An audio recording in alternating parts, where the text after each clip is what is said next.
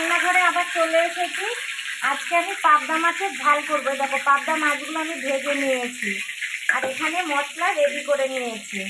একটু সর্ষে বাটা, লঙ্কা বাটা, জিরে, হলুদ, নুন, টমাটো ঘষে একসঙ্গে রেডি করে রেখেছি।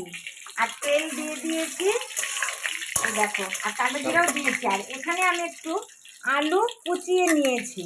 আমাদের ঘরে তো একটু আলু না হলে হয় না, তার জন্য এরকম করে একটু আলু কুচিয়ে নিয়ে ওই মশলার সঙ্গে একবারে সাঁতলে নেব। জিনিসটা খুব ভালো লাগে।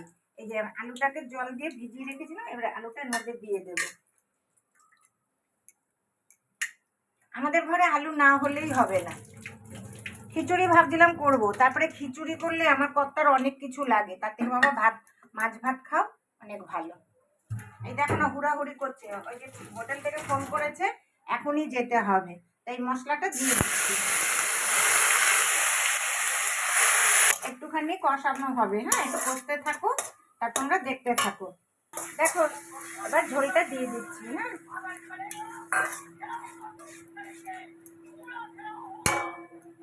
এবার মাছগুলো একটা একটা করে দিয়ে দিচ্ছি। দেখো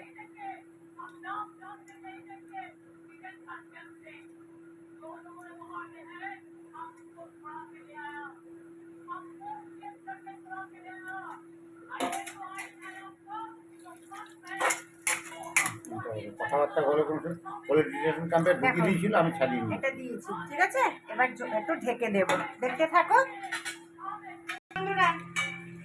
আমার পাবদা মাছ রেডি। কেন এত তাড়াতাড়ি হলো? আমি তো সব রেডি করে নিয়েছি আর মাছ টাছ ভেজে নিয়েছি, তার জন্য আমার এত তাড়াতাড়ি হয়ে গেছে। এবার একটু ধনেপাতা দিয়ে দিচ্ছি।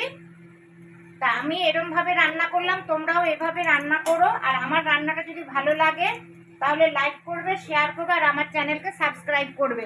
তাহলে রাখছি, সবাই ভালো থেকো, সুস্থ থেকো, ঠিক আছে? নমস্কার।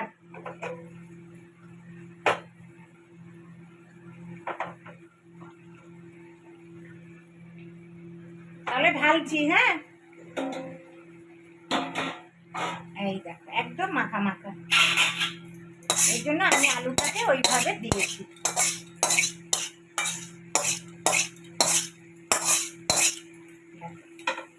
এই হলো আমার পাবদা মাছের রান্না আজকে।